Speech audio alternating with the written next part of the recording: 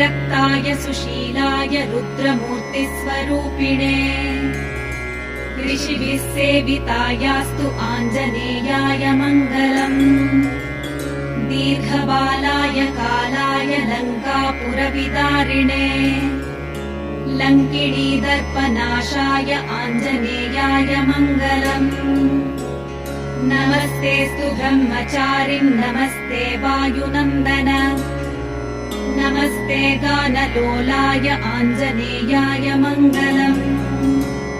प्रभवाय सुरेशाय शुभदाय शुभात्मने वायुपुत्राय धीराय आञ्जनेयाय मङ्गलम्। आञ्जनेयाष्टकमिदं यः पठेत् सततं नरः सिद्ध्यन्ति सर्वकार्याणि सर्वशत्रुविनाशनम् इति।